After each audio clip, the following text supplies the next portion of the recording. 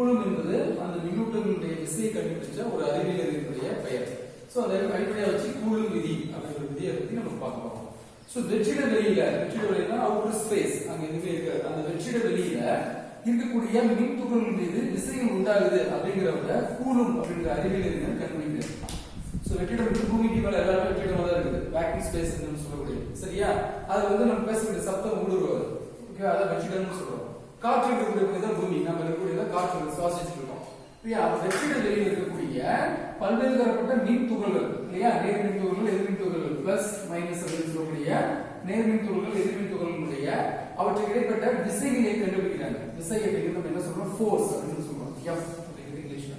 ஓகேவா, அதை பத்தி கண்டுபிடிக்க கூலும் கண்டுபிடிச்சாரு. அதை எப்படி நிரூபிக்கிறாரு அப்படின்னு பாத்தீங்கன்னா, முதல்ல ரெண்டு மின்னூட்டங்கள் எடுத்துக்கிறோம். சோ ரெண்டுமே நேர் மின்னூட்டம். இது பிளஸ் Q1, இது பிளஸ் Q2. இப்போ மின்னூட்டங்கள் ரெண்டு மின்னூட்டங்கள் எடுத்துக்கிறோம். அவற்றுக்கு இடைப்பட்ட தொலைவு நம்ம என்ன எடுத்துக்கிறோம், R எடுத்துக்கிறோம். அவற்றுக்கு ரெண்டுக்கு இடைப்பட்ட தொலைவு என்ன எடுத்துக்கிறோம், R. இந்த R cap 12 அப்படிங்கிறது அலகு வெக்டர். Q1 ல இருந்து Q2 க்கான அலகு வெக்டர் அப்படிங்கிறது நம்ம R cap 12 அப்படின்னு எடுத்துக்கிறோம். சோ ரெண்டு மின்னூட்டங்கள் இருக்கும்போது இது ஒரு நேர் மின்னூட்டம், இது ஒரு நேர் மின்னூட்டம். ஒரு குறிப்பிட்ட தொலைவில் வச்சிருக்கும்போது நேர் மின்னூட்டத்தை என்ன பண்ணும் அப்படின்னா விலக்கும். அப்ப விலக்கு விசை அப்படிங்கிறது உருவாகும். ஏன்னா ஓரிரு மின்னூட்டங்கள் ஒன்றை ஒன்று விலக்கும் அப்படிங்கிறத முதல்ல பண்புகளை படிச்சிருக்கோம். அப்போ அதனுடைய விசை மதிப்பு எப்படி இருக்கும் அப்படின்னா வெளிநோக்கி செல்லும். அதாவது இணைக்கக்கூடிய இந்த கோட்டின் வழியாக F21 அப்படிங்கிறத விசை. ஓகேவா, இந்த 21 அப்படின்னு அர்த்தம்னா ஒன்னாவது மின்னூட்டம் இரண்டாவது மின்னூட்டத்துக்கு மேல விசையை செலுத்துது. அதாவது Q1 அப்படின்ற மின்னூட்டம் Q2 அப்படின்ற இந்த Q1ன்ற மின்னூட்டம் இந்த Q2ன்ற மின்னூட்டத்துக்கு மேல விசையை கொடுக்குது. அந்த விசை தான் F வெக்டர் 21 அப்படின்னு சொல்றோம். சோ இந்த படத்துக்கான விளக்கம். இத வச்சு கூலும் அப்படின்ற அறிவியல் என்ன பண்றாரு, ஒரு சமன்பாட்டை உருவாக்குறாரு. ஓகேவா, அப்ப F vector 21 that is equal to K into Q1 Q2 ரெண்டு மின்னூட்டங்களின் பெருக்கல் பலன். ஓகேவா, Q1 Q2 அப்படிங்கிறது ரெண்டு மின்னூட்டங்கள். இந்த ரெண்டு மின்னூட்டங்களின் பெருக்கல் பலன் நேர்த்தகையும் அதே மாதிரி R என்பது தொலைவு. அவற்றுக்கு இடைப்பட்ட தொலைவின் 2 மடங்குக்கு எதிர்த்தகவல் இருக்கும். 1 அப்படினால எதிர்த்தகவல் சொல்றோம். அவற்றுக்கு இடைப்பட்ட தொலைவின் 2 மடங்குக்கு எதிர்த்தகவல் அமையும். அப்ப என்ன பண்றோம் அப்படின்னா சமப்படுத்தும்போது மாறிலி கொடுத்துறோம். அந்த மாறிலி K. சோ இந்த வெக்டரை நம்ம எழுதும்போது ஸ்கேலரா இருக்கும்போது நம்ம அளவு வைக்க தேவையில்லை. வெக்டரை மாற்றும் பொழுது என்ன பண்றோம் அப்படின்னா கண்டிப்பா ஒரு யூனிட் வெக்டர் அளவு வெக்டர் சேர்த்துறோம். அது R cap 12 இங்க இருக்கு.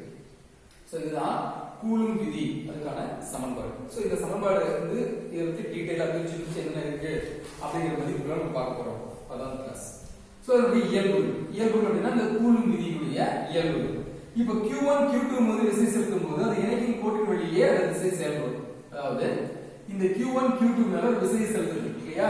இந்த விசை இந்த ரெண்டு மின்னூட்டங்களை இணைக்கக்கூடிய இந்த கோடு இருக்கு இல்லையா, இந்த கோட்டின் வழியாக என்ன பண்ணும் அப்படின்னா இந்த விசை செயல்படுது. அதாவது வெளிநோக்கி செயல்படுது, ஒரு குறிப்பிட்ட திசையில் செயல்படுது இல்லையா. அதே இந்த Q2ன்ற மின்னூட்டம் Q1 மேல ஒரு விசை கொடுக்குது அப்படின்னா அந்த விசை எப்படின்னா இதுக்கு எதிர் திசையில, இது இப்படி போகுதா, இது இப்படி போகும் சரியா, இந்த திசைக்கு எதிர் திசையில போகும். அப்போ F வெக்டர் 21 அப்படிங்கிறது இந்த பக்கம் வரும், மைனஸ் வரும். அதாவது நியூட்டனுடைய மூன்றாம் விதி ஒவ்வொரு விதிக்கும் சமமான எதிர் விசை இருக்கு அப்படின்றது கணக்குதான். சோ அப்ப பாத்தீங்கன்னா Q2 Q1 மீது செலுத்தும் போது அதனுடைய திசை அதனுடைய எதிர் திசையில் இருக்கும், அப்படியே மாறிடும். சரி, இப்ப இந்த சமன்பாடு எடுத்துக்கணும். இது ரொம்ப முக்கியம். இந்த சமன்பாடு எடுத்துக்கணும். F vector 21 that is equal to K into Q1 Q2 divided by R squared R cap 12. இந்த சமன்பாட்டை கொஞ்சம் விரிவா பார்க்கலாம். இப்போ இதுல K என்ற ஒரு மதிப்பு இருக்கு இல்லையா.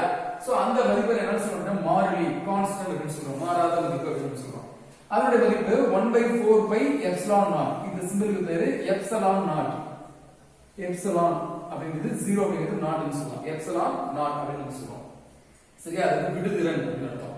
அந்த 0 அப்படிங்கிறது வெற்றிடம் அல்லது காற்றினுடைய விடுதிறன் அப்படின்னு எடுத்துக்கிறோம். ஓகேவா, சோ இப்போ அத அப்ப பார்க்கலாம். இப்போ இந்த k ஓட மதிப்பு மாறிலி சொல்லிட்டோம். அப்போ இந்த 1/4 pi epsilon naught அப்படிங்கிறதுக்கு அந்த சுருக்கி ஒரு மதிப்பு கொடுக்குறாங்க. அந்த மதிப்பு தான் 9 × 10⁻⁹ அப்படின்னு கொடுக்குறோம் k ஓட மதிப்பு.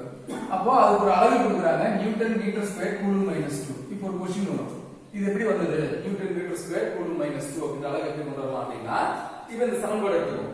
சோ இந்த சமன்பாடுல பாத்தீங்கன்னா K × Q1 Q2 divided by R squared இத மட்டும் அப்படியே எடுத்துக்கோம். இப்போ இது வெக்டர் இல்லாம மதிப்பு நம்ம எடுத்துக்கிறோம். சரியா, வெக்டர் எடுத்துட்டோம், அளவு வெக்டர் எடுத்துட்டோம். இப்போ சாதாரண ஒரு மதிப்பு மட்டும் இருக்கு, ஸ்கேலார் மதிப்பு சொல்றோம்.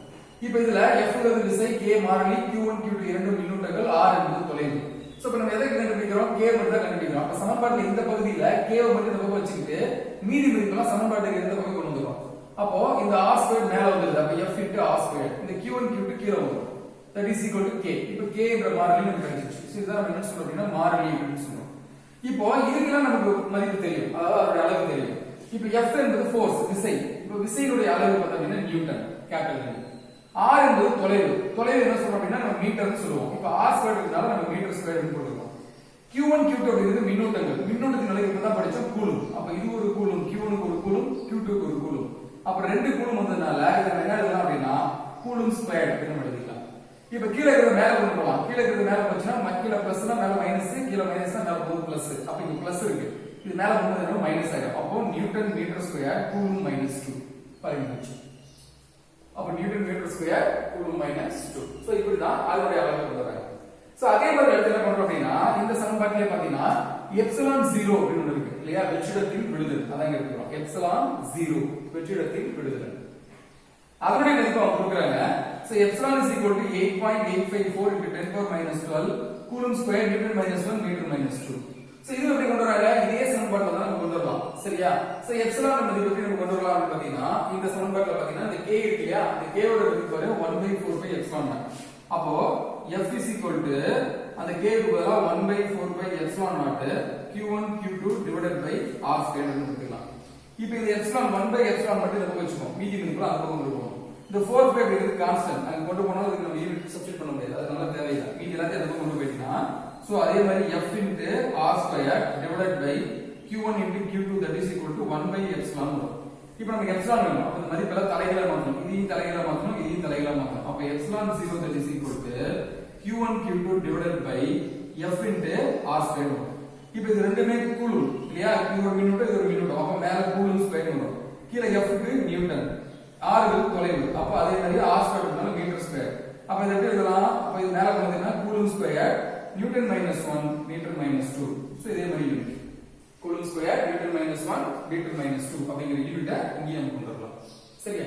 அதுக்கடுத்து பாத்தீங்கன்னா இதே சமன்பாட்டுல அந்த விசையினுடைய மதிப்பு நம்ம என்ன கண்டுபிடிச்சிருக்கோம்? எல்லா சமன்பாட்டிலும் விசை Fங்கிறது விசை. அந்த விசைக்கு ஒரு மதிப்பு கொடுக்குறாங்க. எப்படின்னா இது சமன்பாடு F is equal to k into q1 q2 divided by r squared. அதாவது q1 q2 என்பது ரெண்டு மின்னூட்டங்கள், r என்பது இடைப்பட்ட தொலைவு, k என்பது என்னதுல மாறிலி. இது எல்லா மதிப்பு சேர்ந்தா நம்ம விசைன்னு சொல்றோம். அப்ப இதுக்கெல்லாம் மதிப்பு கொடுக்கிறோம். அப்ப q1 q2 என்பது ரெண்டுமே ஒரு கூலும் அப்படி எடுத்துக்கிறோம். 1 அப்படின்றது ஒரு கூலும் மின்னூட்ட மதிப்பு. r என்பது ஒரு இடைப்பட்ட தொலைவு. அதாவது q1 அப்படிங்கிற மின்னூட்டம் இங்க இருக்கு, q2ன்ற மின்னூட்டம் இங்க இருக்கு. இவற்றுக்கு இடைப்பட்ட தொலைவு நம்ம r எடுத்துக்கிறோம். சோ இந்த q1 ஓட மதிப்பு ஒரு கூலும், q2 ஓட மதிப்பு ஒரு கூலும், இடைப்பட்ட தொலைவு 1 மீட்டர். அதான் எழுதிருக்கேன். 1 மீட்டர் எடுத்துட்டு அப்படினா இது எல்லாத்தையும் கொண்டு வந்து சமன்பாட்டில் பிரதியிடுறோம். பிரதியிட்டு அப்படினா k ஓட மதிப்பு நம்ம கண்டுபிடிச்சிரோம். k ஓட மதிப்பு பார்த்தா அப்படினா 9 × 10 power 9. சோ இந்த மதிப்பு நம்ம அப்படியே எடுத்துக்கிறோம். k ஓட மதிப்பு 9 × 10 power 9. q1 q2 ரெண்டுமே 1 × 1. தொலைவு 1 ஸ்கொயர். அப்ப இந்த 1 எல்லாமே கேன்சல் ஆகும். அப்ப என்ன பண்ணி கிடைக்கும்னா விசையோட மதிப்பு 9 × 10 × 9 இது வந்து நியூட்டன் அதே அளவு. அப்போ 1 மீட்டர் இடைவெளியில் பிரித்து வைக்கப்பட்டுள்ள ரெண்டு ஒரு கூலும் மின்னூட்டங்களுக்கு இடையே இருக்கக்கூடிய விசையினுடைய மதிப்பு 9 × 10 × 9 நியூட்டன் அப்படிங்கிற மதிப்பு நமக்கு கிடைக்கும். சரியா? சோ அன்றாட வாழ்க்கையில பார்த்தா அப்படின்னா ரொம்ப அதிகபட்ச மதிப்பான மின்னூட்ட மதிப்புகளை நம்ம பயன்படுத்துறது இல்ல. சோ மிக குறைவான மிக சிறிய மதிப்புகளை மட்டும் தான் நம்ம அன்றாட நடைமுறையில் பயன்படுத்த முடியும். இதான் ரியாலிட்டி. சோ அந்த மின்னூட்ட மதிப்பு நம்ம எப்படி குறிக்கிறாங்க அப்படின்னு பாத்தீங்கன்னா இந்த சிதலுக்கு வந்து மைக்ரோ கூலும் அப்படின்னு சொல்றோம். சரியா? இது வந்து என்ன அப்படின்னு போட்டா நேனோ அப்படின்னு சீனா கூலும், இது கூலும், இது மைக்ரோ கூலும், இது வந்து நேனோ கூலும். ஓகேவா? சோ மைக்ரோ அப்படிங்கிற மதிப்பு என்னன்னா 10⁻⁻⁶. 10⁻⁻⁶ ரொம்ப ரொம்ப ரொம்ப ரொம்ப சின்னது. ஓகேவா? அதே மாதிரி நேனோ கூலும் அப்படிங்கிறது நேனோ டெக்னாலஜி அப்படிங்கிற பாடம் நமக்கு திரும்ப கடைசி லெசன் இருக்கு, 11th லெசன் இருக்கு. அப்ப டீடைலா பார்க்கலாம். அதுவும் மிகச்சிறிய ஒரு துகள். சரியா? நானோ துகள் அப்படிங்கிறது நேனோ கூலும் அப்படிங்கிறது இங்க நம்ம எடுத்துக்கிறோம். இதனுடைய மதிப்பு 10⁻⁻⁹ கூலும். சோ இந்த அளவுக்கு மைனஸ்ல மிகச்சிறிய அளவுக்கு இருக்கக்கூடிய மின்னூட்ட மதிப்புகளை மட்டும் தான் நம்ம அன்றாட வாழ்க்கையில பயன்படுத்துறோம். ஓகேவா? அதனுடைய மதிப்பை நம்ம கணக்கிட முடியும். சரி, அடுத்து சில குறிப்புகள் கொடுத்திருக்காங்க. வெற்றிடத்துல கூலும் விதியை நம்ம எப்படி எழுதலாம் அப்படின்னு பார்த்தா வெற்றிடம் அல்லது காற்று எடுத்துட்டோம் அப்படின்னா அதோட வெக்டர் வடிவம் கூலும் விதியோட வெக்டர் வடிவம் F21 that is equal to 1/4 pi epsilon 0. இதுதான் முக்கியம். சோ இந்த விடுதலை மதிப்பு வந்து பாத்தீங்கன்னா வெற்றிடத்தின் விடுதலை, வெற்றிடம் அல்லது காற்று விடுதலை வந்து எப்சிலான் 0 போட்டு q1 q2 divided by r squared r cap கொண்டு நம்ம போட்டுக்கிறோம். சோ அதே மாதிரி ஊடகத்துல எடுத்துக்கிறோம். ஊடகம் அப்படின்னு பாத்தீங்கன்னா நீர், காற்று, கண்ணாடி இதெல்லாம் ஊடகம், மீடியம் அப்படின்னு சொல்றோம். ஓகேவா? அதான் ஊடகம். அந்த ஊடகத்துல நம்ம என்ன பண்றோம்? கூலிங் விதி எழுதணும்னா அதே F12 f vector 21 அப்படிங்கிறது என்ன கேக்குதுன்னா 1/4 pi எப்சிலான் இங்கதான் வித்தியாசப்படுது. அதே q1 q2 r square r gap அப்படியே தான் இருக்கு. அப்ப இந்த இடத்துல எப்சிலான் இந்த பக்கத்துல வரும்போது பாத்தீங்கன்னா எப்சிலான் 0 இது ரெண்டு மட்டும் தான் நமக்கு என்ன பண்ணுது வித்தியாசப்படுது. அப்புறம் அந்த விதியை எங்க பயன்படுத்துறோம், ஊடகத்துல பயன்படுத்துறோமா அல்லது வெற்றிடம் அல்லது காற்றுல பயன்படுத்துறோமா, அதுக்கு தகுந்த மாதிரி இந்த சமன்பாடை நம்ம எடுத்துக்கணும். அப்போ இன்னொரு விஷயத்தை தெரிஞ்சுக்கிறோம், இது எப்சிலான் 0 இது எப்சிலான் சரியா, அதாவது வெற்றிடம் அல்லது காற்றுக்கு இது ஊடகத்துல, இது இல்லாம இன்னொன்னு இருக்கு, அது பேரு சார்பு விடுதல். அது வந்து எப்சிலான் ஆர் அப்படின்னு சொல்றோம். அது வந்து என்ன சொல்றோம், சார்பு விடுதல் எப்சிலான் ஆர் அப்படின்னு சொல்றோம். அதனுடைய மதிப்பு இந்த ரெண்டினுடைய பெருக்கலுக்கு சமம், எப்சிலான் இன்டு எப்சிலான் 0.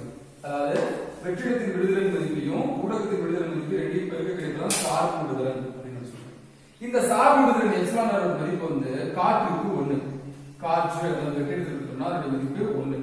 அதே நம்ம ஊடகத்துல எடுத்துக்கணும்னு வச்சுக்க, ஊடகத்தில் எடுக்கும்போது அந்த எப்சிலானோட மதிப்பு 1ஐ விட அதிகம், எப்சிலானோட மதிப்பு 1ஐ விட